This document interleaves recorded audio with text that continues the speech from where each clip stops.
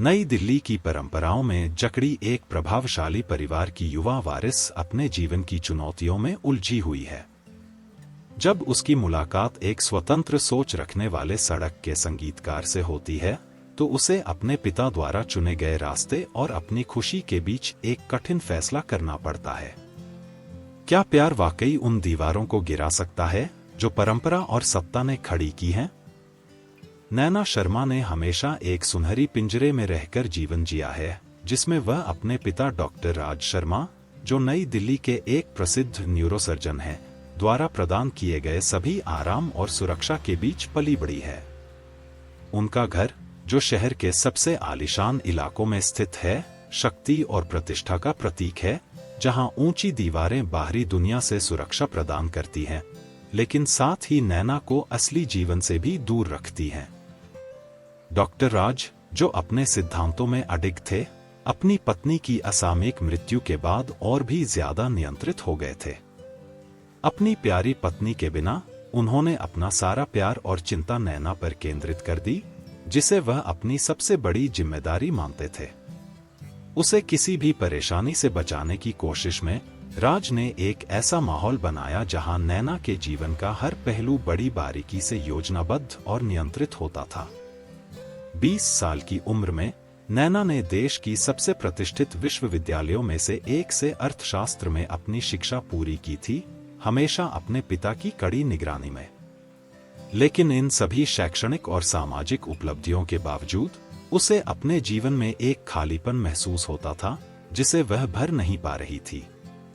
जो जीवन वह जी रही थी, वह नई दिल्ली की उच्च समाज की पार्टियों और अन्य अमीर युवाओं के साथ मिलन जुलने तक ही सीमित था, जो सब उसकी छवि को बनाए रखने के लिए रचा गया था।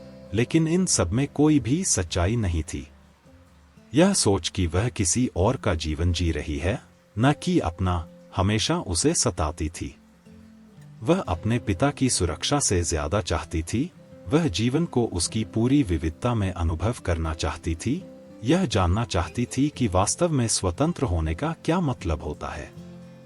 लेकिन जब भी वह इन बेचैनियों को व्यक्त करने की कोशिश करती, डॉक्टर राज वही जवाब देते, मैं जो कुछ भी करता हूं, वह तुम्हारे भले के लिए करता हूं, नैना। बाहर की दुनिया अनिश्चित और खतरनाक है। मैं केवल यह सुनिश्चित कर रहा हूं कि तुम्हें वह भविष्य मिले जिसकी तुम हकदार हो।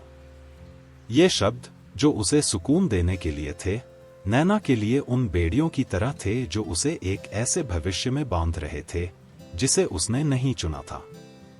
वह अपने पिता से प्यार करती थी और उनकी मंशाओं को समझती थी, लेकिन वह अब इस घुटन भरी भावना को नजरअंदाज नहीं कर सकती थी। ऐसा लगता था कि हर निर्णय जो उसके पिता उसके लिए लेते थे, हर योजना जो उसकी राय के बिना बनाई जाती थी, उसके और उस जीवन के बीच एक और दीवार खड़ी कर देती थी जिसे वह जीना चाहती थी। एक सुबह, जब डॉक्टर राज अपने व्यावसायिक दायित्वों में व्यस्त थे, नैना ने एक आवेगपूर्ण निर्णय लिया। उसे अपने लिए समय चाहिए था, अपने पिता द्वारा निर्धारित जीवन की सीमाओं से दूर। साधारण कपड़े पहनकर, जिन्हें वह शायद ही कभी सामाजिक आयोजनों में पहन पाती, नैना चुपके से घर से निकल गई और एक टैक्सी में बैठकर दिल्ली के पुराने बाजार की ओर चल पड़ी, एक ऐसी जगह जो हमेशा उसे आकर्षित करती थी, लेकिन जहां उसे शायद ही कभी जाने की अनुमति मिली हो। बाजार पहुंचना मानो किसी अन्य दुनिया में प्रवेश करना था। सड़कों पर रंगों, सुगंधों और ध्वनियों का बवंडर था। नैना ने भीड़ में घुलने मिलने के दौरान एक रोमांच महसूस किया, जो उसकी शांत और व्यवस्थित दुनिया से बिल्कुल अलग था। फलों की दुकानों, मसालों और चमकीले कपड़ों से सजी दुकानों ने नैना में जिज्ञासा और आकर्षण का एक नया एहसास जगाया, मानो वह खुद को फिर से खोज रही हो। जब वह बाजार में घूम रही थी, नैना ने एक ऐसी धुन सुनी जिसने उसे तुरंत रोक दिया। यह एक मुलायम और आकर्षक धुन थी, जो एक पारंपरिक वाद्य यंत्र पर बजाई जा रही थी। संगीत मानो उसकी आत्मा के गहरे हिस्सों में उतर गया, ऐसी भावनाओं को जगा रहा था जिनके बारे में उसे शायद ही पता था। संगीत के पीछे चलते हुए नैना उस युवा संगीतकार तक पहुंची जो यह धुन बजा रहा था।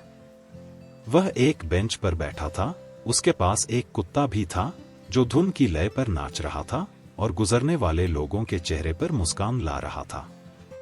मुस्कान और आंखों की चमक से युक्त वह संगीतकार रवि नैना को तुरंत ही आकर्षित कर गया। नई दिल्ली के उच्च समाज के युवाओं से अलग रवि को दूसरों की अपेक्षाओं की परवाह नहीं थी। वह बिना किसी चिंता के संगीत बजा रहा था और यही सादगी नैना को एक ऐसी दिशा में खींच रही थी जिसे वह समझा नहीं पा रही थी। खुद को रोक नहीं पाते हुए नैना आगे बढ़ी और रवि के सामने रखी टोपी में एक बड़ी रकम डाल दी। उसने कुछ क्षणों के लिए संगीत बंद किया और आभार और आश्चर्य से उसे देखा। धन्यवाद दीदी, उसने मुस्कुराते हुए कहा, जिससे नैना का दिल तेजी से धड़कने लगा। कुछ देर झिझकने के बाद नैना ने जवाब दिया, तुम्हारा संगीत यह अलग है। यह मुझे कुछ ऐसा महसूस कराता है जिसे मैंने बहुत समय से नहीं महसूस किया। रवि ने सिर हिलाया उत्सुकता से। संगीत का यही तो जादू है, वह आत्मा के गहरे हिस्सों को छू सकता है। मुझे खुशी है कि यह तुम्हारे दिल तक पहुंच पाया। नैना मुस्कुराई, खुद को इस अजनबी से अविश्वसनीय रूप से जुड़ा हुआ महसूस कर रही थी। उसके चारों ओर की दुनिया मानो गायब हो गई थी, केवल मुलायम धुन और रवि की आंखों की चमक ही शेष रह गई थी। नैना अगले दिन फिर बाजार गई और उसके अगले दिन भी।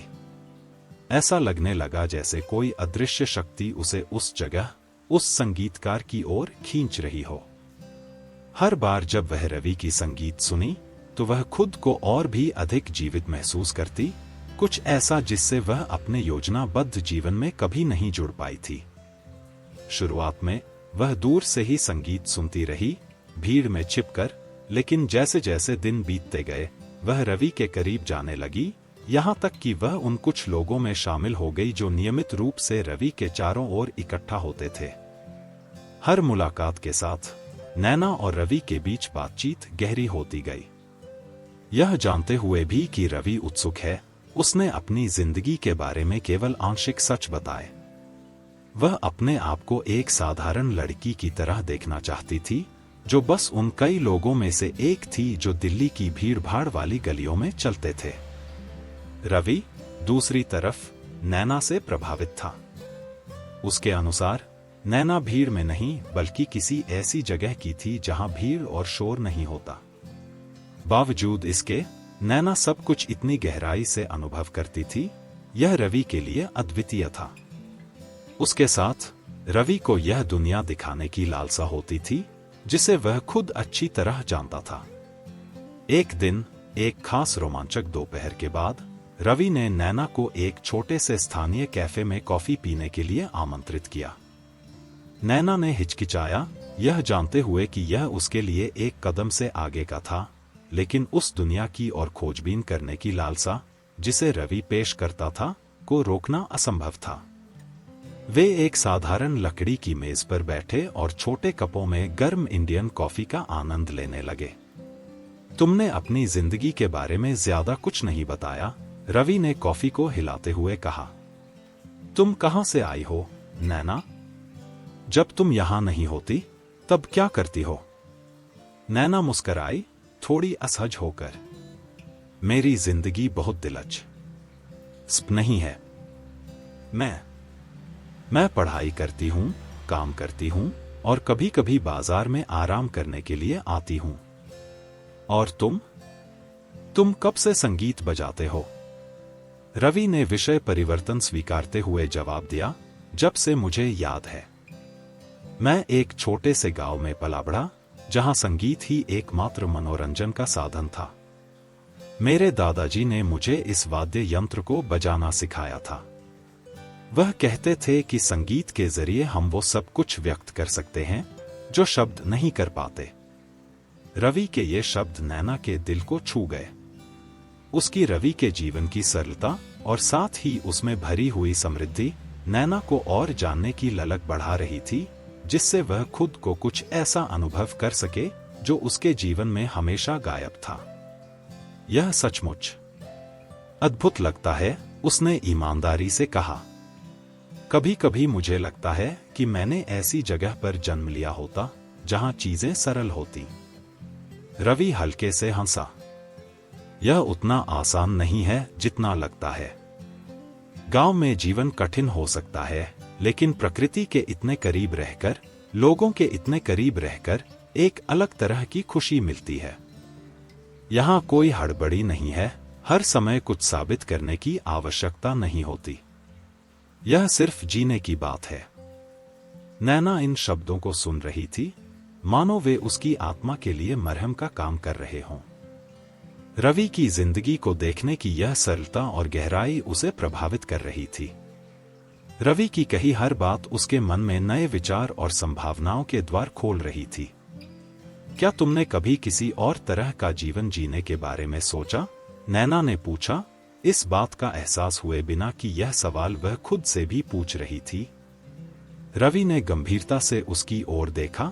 उसकी मुस्कान एक सोच विचार वाली अभिव्यक्ति में बदल गई। कभी कभी मैं सोचता हूं कि कुछ अलग अनुभव करना अच्छा रहेगा, लेकिन अंदर से मैं अपने पास जो है उसमें खुश हूं। खुश रहने के लिए मुझे ज्यादा की जरूरत नहीं है। शायद इसलिए कि मैंने छोटी छोटी चीजों की कीमत को समझा है। इन शब्दों ने नैना के मन में गूंज पैदा की और वह देर तक उनके बारे में सोचती रही। जब वह उस रात घर लौटी तो वह पहले से कहीं अधिक उलझन में थी। एक तरफ वह जीवन था जो उसने हमेशा जाना था, सुरक्षित और अनुमानित। दूसरी तरफ एक ऐसा जीवन था जो वास्तविकता से भरा था, लेकिन अनिश्चितताओं से भी। वह वास्तव में क्या चाहती थी? और सबसे महत्वपूर्ण बात, क्या वह स्वतंत्रता की कीमत चुकाने के लिए तैयार थी? उस रात जब नैना घर लौटी तो उसका दिल भारी था। वह जानती थी कि वह इस तरह नहीं जी सकती, लेकिन अपने पिता का सामना करने का विचार उसे डराता था। डॉक्टर राज शर्मा ऐसे व्यक्ति नहीं थे जो आसानी से अवज्ञा स्वीकार करते। उन्होंने हमेशा नैना के जीवन की दिशा तय की थी, शिक्षा से लेकर उसके दोस्तों तक। उनकी इच्छा के खिलाफ जाने का मतलब होगा वह सब कुछ तोड़ना जिसे वह अब तक जानती थी। लेकिन रवि के शब्द उसके मन में गूंज रहे थे। उसे आजादी की जरूरत थी, उसे एक ऐसा जीवन चाहिए था जो उसका हो। यह एक ऐसा फैसला था जो सब कुछ बदल देता, और नैना तैयार थी इसके परिणामों का सामना करने के लिए, चाहे वे कितने भी भयानक क्यों न हों। अगली सुबह नाश्ते के दौरान नैना ने अपने पिता से बात करने का फैसला किया। पापा, हमें बात करने की जरूरत है, उसने शुरुआत की। आवाज में दृढ़ता थी, लेकिन दिल तेजी से धड़क रहा था।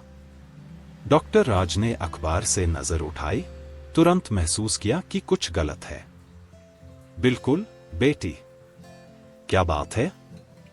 नैना ने गहरी सांस ली, सारी हिम्मत जुटाकर बोली, मैं अब इस तरह नहीं रह सकती। मैंने किसी से मुलाकात की है और उसने मुझे दिखाया कि इस जीवन में इससे कहीं अधिक है।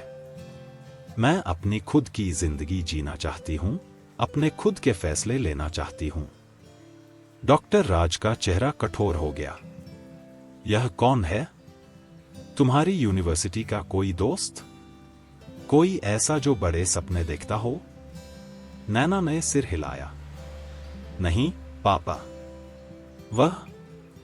वह एक सड़क का संगीतकार है। उसने मुझे दिखाया कि जीवन सरल हो सकता है, लेकिन अर्थपूर्ण।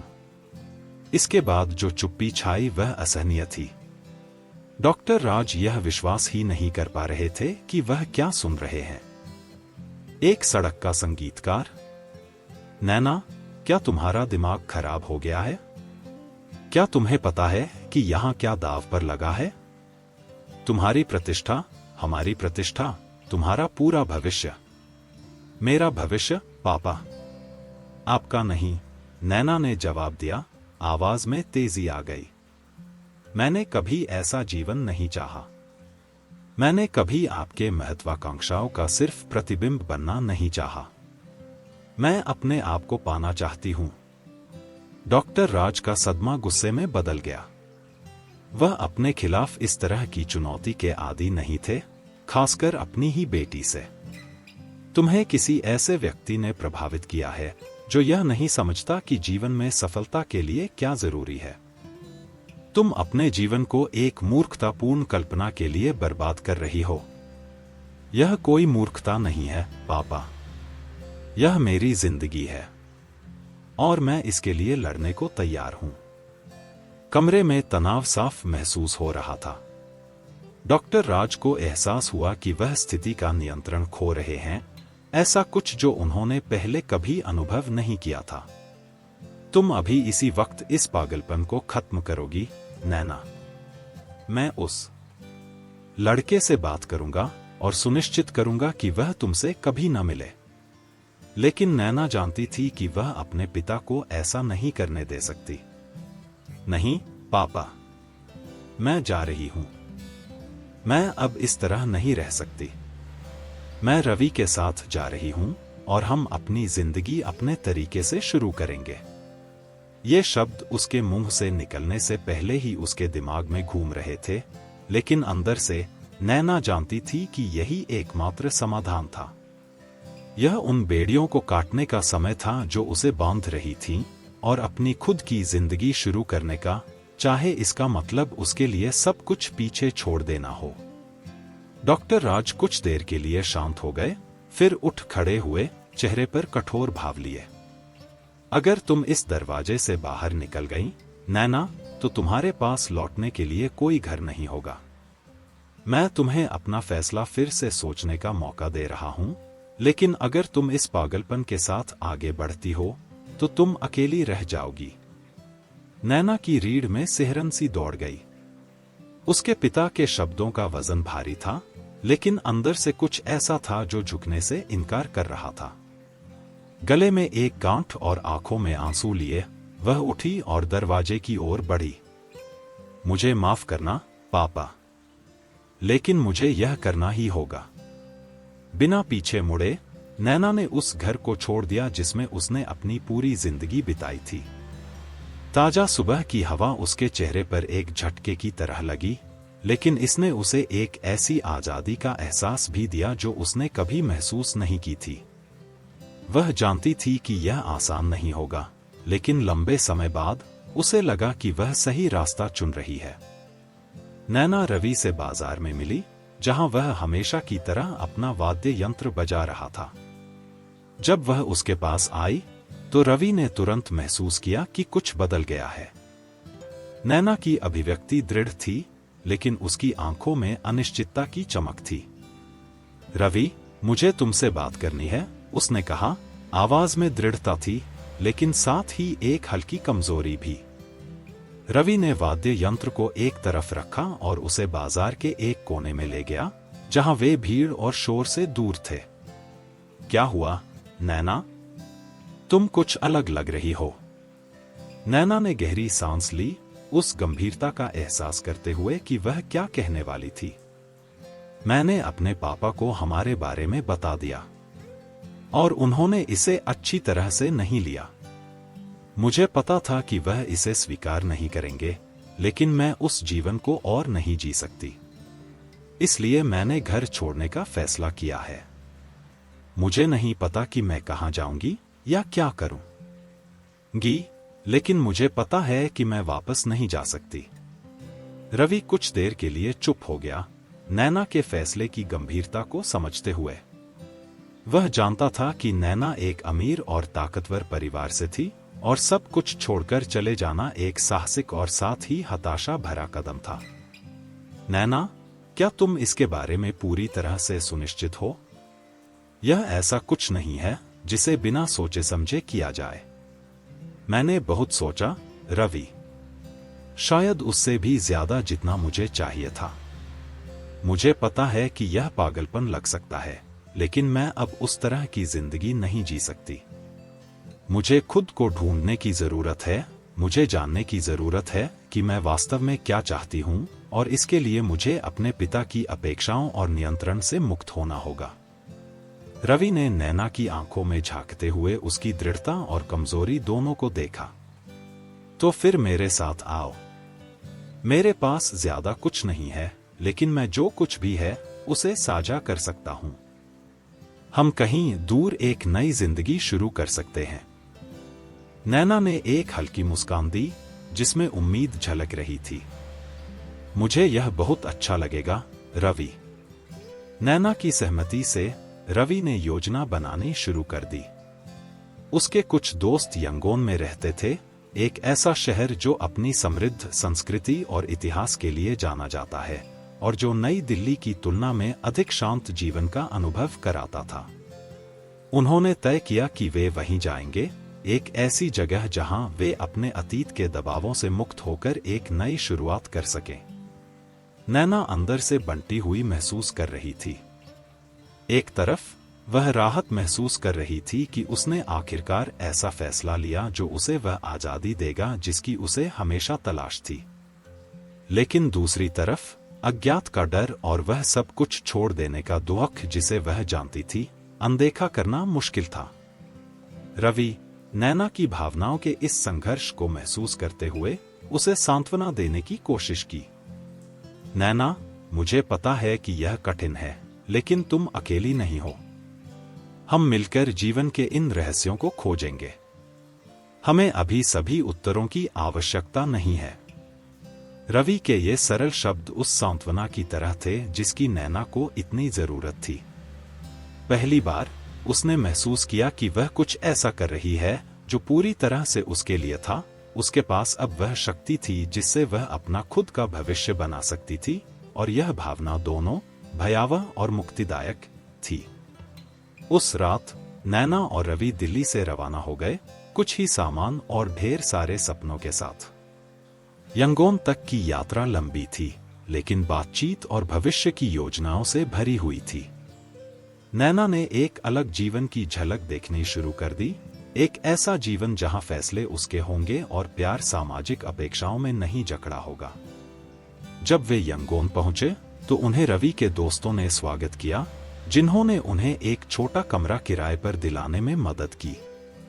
यह उस विलासिता से बहुत दूर था जिसमें नैना पली बड़ी थी, लेकिन उसके लिए यह एक शरणस्थली थी, एक ऐसी जगह जहां वह अपने अतीत के बंधनों से दूर अपनी नई जिंदगी की शुरुआत कर सकती थी। नैना को एक छोटे से ब्यूटी पार्लर में सहायक का काम मिल गया, जहां उसने उस पेशे के बारे में जानना शुरू किया जो उसे हमेशा से आकर्षित करता था। जो काम उसने बस अपना गुजारा चलाने के लिए शुरू किया था, वह जल्द ही एक जुनून में बदल गया। नैना ने महसूस किया कि उसे लोगों के रूप रंग को बदलने की प्रक्रिया बहुत पसंद थी। उन्हें उनके बारे में अच्छा महसूस कराने में मदद करना उसे खुशी देता था। दूसरी तरफ रवि अब भी यंगोन की सड़कों पर संगीत बजाता रहा, लेकिन अब उसने अन्य अवसरों की भी तलाश शुरू कर दी। दोस्तों और परिचितों की मदद से उसे छोटे कैफे और स्थानीय कार्यक्रमों में प्रदर्शन करने के अवसर मिल गए, जहां उसका संगीत पहचान हासिल करने लगा। जीवन सरल था, लेकिन खुशियों और अर्थ से भरा हुआ था, कुछ ऐसा जिसे नैना हमेशा चाहती थी, लेकिन कभी समझ नहीं पाई थी। नैना और रवि के बीच का रिश्ता जीवन की चुनौतियों का सामना करते हुए पनपने लगा। हर कठिनाई जो आई, उसने केवल उनके बंधन को मजबूत किया, यह साबित करते हुए कि भले ही वे अलग अलग दुनिया से आते थे, उनके दिल वही चाहते थे, खुशी और आजादी की तलाश। इन सभी परिवर्तनों के बावजूद नैना ने अपने पिता से संपर्क बनाए रखा। वे अक्सर बात नहीं करते थे, लेकिन जब भी बात करते, उनके बीच एक नई समझ विकसित हो जाती। जब राज ने देखा कि नैना सुरक्षित और खुश है, तो उन्होंने अपनी कठोर सोच को छोड़ना शुरू कर दिया, यह स्वीकार करते हुए कि जीवन को सफल बनाने के लिए हमेशा पूर्व निर्धारित रास्ते का पालन करना जरूरी नहीं है। जब नैना और रवि यंगोन में अपने नए जीवन में ढल रहे थे, डॉक्टर राज शर्मा अपनी बेटी के फैसले को स्वीकार नहीं कर पा रहे थे। घर, जो कभी गतिविधियों और जीवन से भरा हुआ था, अब खाली और शांत हो गया था। हर कोने में नैना की यादें थीं, और उसकी अनुपस्थिति का दर्द राज को हर दिन खाता जा रहा था। राज ने खुद को अपने काम में व्यस्त रखने की कोशिश की, लेकिन उनका मन हमेशा नैना की यादों में उलझा रहता था, यह सोचते हुए कि वह कहाँ है और क्या वह सुरक्षित है। उन्हें अपनी आखिरी बातचीत याद थी, अपने कहे हुए कठोर शब्द, और अब उनके दिल में पछतावे की एक गहरी भावना उठ रही थी। शायद वह बहुत कठोर थे, बहुत नियंत्रित। और अब इसी का नतीजा था कि उन्होंने अपनी जिंदगी का सबसे महत्वपूर्ण व्यक्ति खो दिया था। नैना के जाने के बाद राज के जीवन में एक बड़ा शून्य आ गया था। वह अक्सर अपने कार्यों पर विचार करते, अपनी परवरिश पर सवाल उठाते। क्या वह सचमुच अपनी बेटी के भले के लिए ही सब कुछ कर रहे थे, या क्या वह अपने आदर्शों और अपेक्षाओं को उस पर थोप रहे थे? क्या उन्होंने अपने पिता होने के कर्तव्यों का सही ढंग से पालन किया था, या उनकी कठोरता और नियंत्रण ने नैना को उनसे दूर कर दिया? इन विचारों के बीच एक दिन राज ने अपनी बेटी से मिलने का फैसला किया।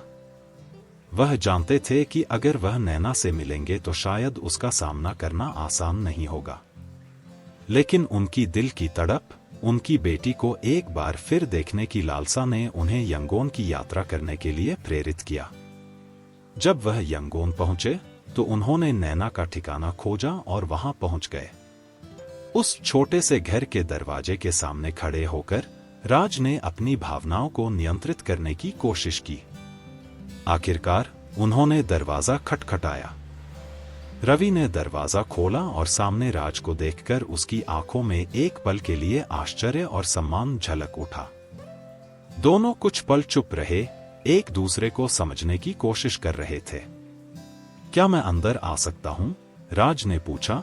उनकी आवाज में सत्ता और विनम्रता का मिश्रण था।